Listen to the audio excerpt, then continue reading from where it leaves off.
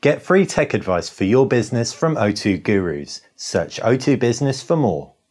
Hey guys, welcome to BTech. It's Basil here and I am finally bringing you my Samsung Galaxy S6 review. It's a little bit late, apologies for that. Anyone who follows me on Twitter, Basil_knows, may well have seen that my memory card with my original review on it melted inside my MacBook. Yep, but stranger things have happened, so what can you do? I re-recorded it, stitched it together, and here it is for you. Hopefully it was worth the wait.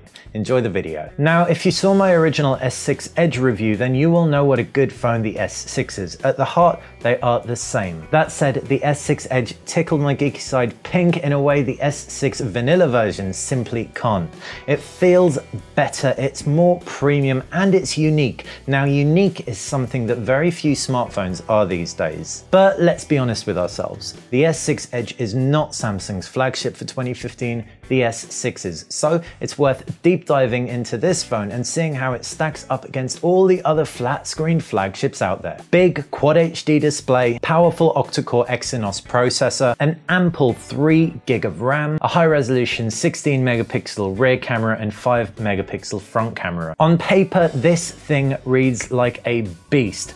Thankfully for the S6 though, it doesn't look like one, even if it isn't quite as sweet a deal as the S6 Edge. It all starts with the design. The metal frame is rich in the hand. The glass front and back feel super sleek. The corners are rounded, making it feel more ergonomic and comfortable to hold than sharper devices. As far as the look goes, head-on it looks exactly like a Samsung Galaxy S4 or 5. You've got the screen, 5.1 inches, a home button which doubles up as a fingerprint scanner, and either side are 2 capacitive buttons. Above it is a front camera. The sides look and feel like an Xperia Z1 Compact, for example, flattened metal. As for the bottom, it is unapologetically iPhone, and that's where you'll find the micro USB connector, the 3.5mm headphone jack, and the loudspeaker. The back is altogether new, flat and sleek, save for a protruding camera mount.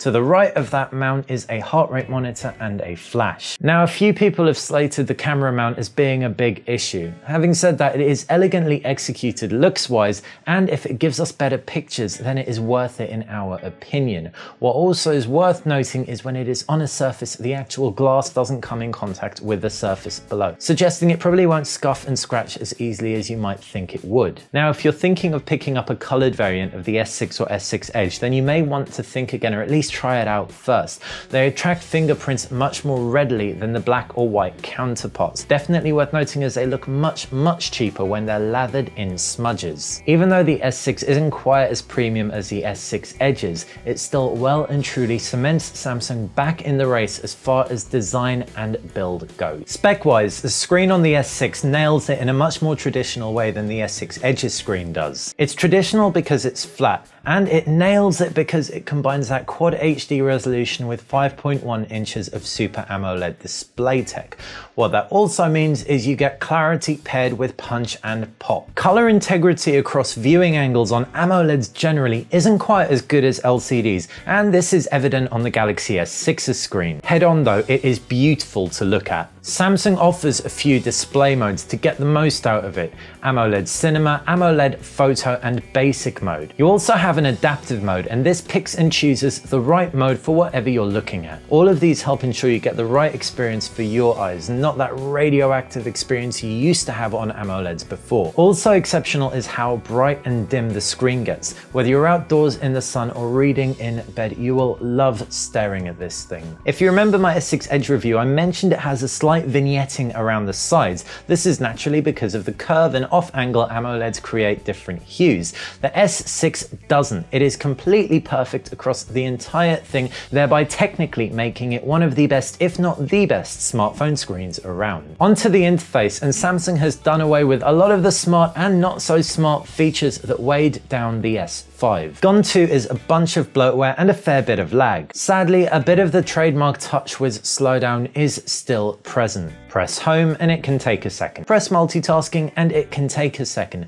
Press the applications tray and it can take a second for the apps to populate. So while the S6 is faster than anything we've seen from Samsung to date, it still isn't perfect. As for the overall experience, you've got a variable number of home screens which you can populate with apps and widgets. You've also got Flipboard briefing to the left. This is a clunky news aggregator, but fortunately Samsung lets you switch this off. The notification bar isn't two-tier like stock Android 5.0, which is what sits under the hood. Instead, you just pull down for your notifications and you've got a horizontally scrolling bar of quick toggles. Also simpler is the applications tray. There is only one way you can arrange your applications, and that is in your own custom order. You can, however, still organize your apps into folders, which is always good. The S6 also introduces themes to the S range. Now, when I first got my hands on it, I made a point of highlighting a few questionable translations, to say the least. A theme called Throbbing Spring? Not so great for Western audiences, but Samsung has acted on this already and has translated everything out.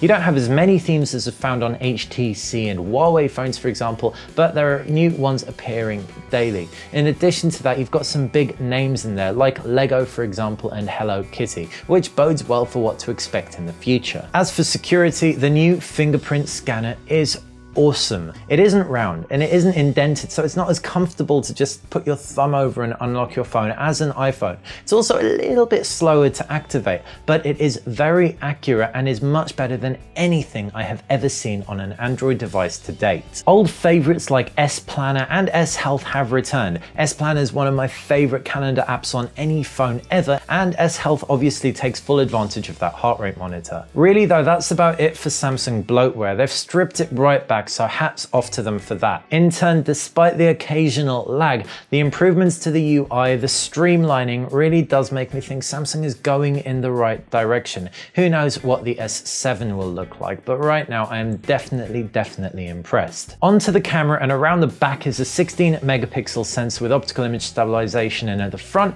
there's a 5 megapixel sensor. No optical image stabilization and no autofocus. That said, both have f1.9 lenses to let in a lot of light. Best thing about this camera, it's quick to launch and take a picture. You can fire it up in 0.7 seconds by just double pressing the home button, and this is a feature that I used every single day. Color accuracy wipes the floor with the HTC One M9, though is a smidgen behind the iPhone 6. That said, it is really nice and saturated, and certain people may prefer it. There isn't too much in it at all. One thing that the Samsung Galaxy S6 can do though is shoot in Pro mode, a mode that enables you to control manual focus and manual ISO, as well as a few other things. Not complete manual like Nokia Lumias or HTC phones, so no shutter speed, no light trails unfortunately, but it's a step in the right direction. Macro performance is strong, and ultimately you end up with a very versatile camera that takes great pictures that are shown off beautifully on the gorgeous screen of the Samsung Galaxy S6. Even in low light, the Galaxy S6 pulls it out of the bag. That image stabilization really kicks into full effect. When that doesn't work as well as you want it to, you can always power up that very powerful flash. The flash, however, is a little bit cooler than we would have liked it to have been, so white balance there definitely falls behind the iPhone. The other mode that really impresses is the selective focus mode. This means you can get sharp foregrounds, blurry backgrounds, sharp focus throughout the entirety of your image. Really nice stuff, more to the point because the results look great. It really can make pictures look like they were shot on DSLRs if you line them up properly. The front camera is also brilliant. Sure, there's no autofocus, but the f1.9 aperture lens gets in loads of light and selfies look great. What's more, it has a beauty mode that is very good. It doesn't make you have bug eyes like Huawei's beauty mode or contour your face like crazy. Instead, it just softens everything, takes about 5 years off, and well, that's pretty much what you want, a realistic beauty mode that won't make you look like you've completely photoshopped yourself. Samsung's also struck gold with the video. The OIS kicks in, keeping everything nice and stable. In addition to that, it can shoot 4K, and while that doesn't have OIS active, digital stabilization does a fair job of preventing handshake coming through. In fact, the whole multimedia experience is just impressive. Moving on to gaming, and very few phones can play Dragon Quest VIII with no problems. this phone can. As you can imagine, whether you're playing Modern Combat, Asphalt 8, Soul Calibur, King of Fighters, whatever, it's gonna be a great phone to use. Ergonomics wise, it's also comfortable to hold, doesn't get too hot, and the only downside is that you may potentially cover up that speaker, so plug in some headphones. Downside number 2, I suppose, would be that gaming takes a lot of power, so plug in some battery if you're gonna have the screen whacked up to full brightness. Other multimedia performs very well. The screen is stunning for video, especially bright and punchy colors as you'd find in anime movies, for example. This being Android, it's also super easy to get streaming services like Netflix, Hulu, BBC iPlayer, depending on where you are. As for the speaker, it is incredibly loud. Not the best quality out there, and that's hardly surprising given the fact there's just one and it's down at the base. Very easy to cover up, but if it isn't covered up, oof, you're going to be able to hear it whether you're in a loud party, pub, club, wherever.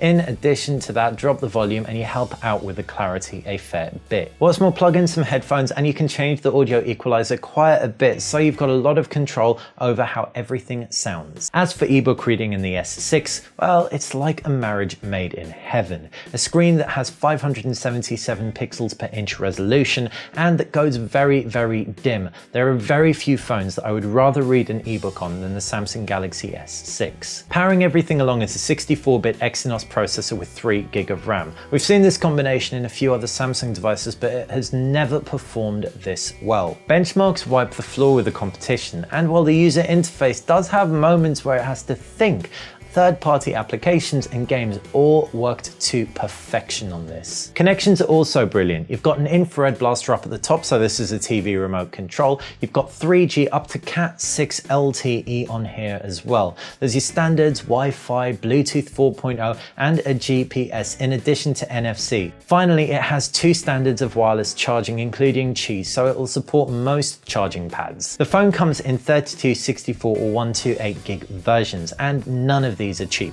Still, I'd recommend wholeheartedly you pick up one of the larger capacity devices. If you get the 32 gig version, you'll fill it up in a couple of months just with the photos and videos you take on that brilliant rear-facing camera. When you account for apps and games, you may even fill it up in under a month. We practically filled it up in a couple of weeks. Finally, onto battery, and when I first heard this would have a 25-50 milliamp cell, I didn't think it'd last a day, that's for sure. 5.1-inch Quad HD display, octa-core processor. How was it going to? Well, it does by the skin of its teeth, but Samsung's been very clever. They've created this whole battery story. First off, it supports those 2 standards of wireless charging. Second off, it charges very quickly. I mean super quickly. So just 10-20 minutes in the middle of the day, or indeed if you have a portable battery with you, you will easily get through a day. It really was no bother to us. Other phones that don't have such fast charging but bigger capacity cells actually gave us more headaches. So hats off to Samsung once again. They've managed to figure out how to get a smaller cell in here without leaving us high and dry. That said, if you aren't going to get to a wall or a wireless charger or something, you will be out of juice by around 7 or 8 PM. So that's the Samsung Galaxy S6. Not quite as good for me as the S6 Edge just because it doesn't have that wow factor, but as a phone it is definitely one of the easiest phones to recommend of all time. What's more, that double tap to launch camera feature is priceless, definitely making it my favorite camera phone out now. A pretty bold statement. If you're thinking about an alternative, you can always pick up an iPhone 6. This is an easy choice. It's got a smoother user interface, but Android and iOS, it's the eternal battle. You have to decide which one's right for you. As far as Android phones go, you can get a Z3, which will give you waterproofing and expandable storage. You could also pick up an HTC One M9 for stereo front-facing speakers that are truly brilliant, and 32 gig of onboard memory, very generous, as well as micro SD expandability. Ultimately though, if you're watching this review thinking, should I get a Samsung Galaxy S6? The simple answer is yes. It's a brilliant phone across the board, even if the battery life isn't quite as good as we would have liked it to have been. Hopefully you've enjoyed this review. Hopefully it was worth the wait. If it was, and if you did like it, click that thumbs up button. If you like BTech in general, subscribe to the channel. That helps me out because it means I get cool tech in sooner. Also, if you have any questions about the Galaxy S6 or any devices I spoke about, fire them in the comments section below. Thanks for watching BTech.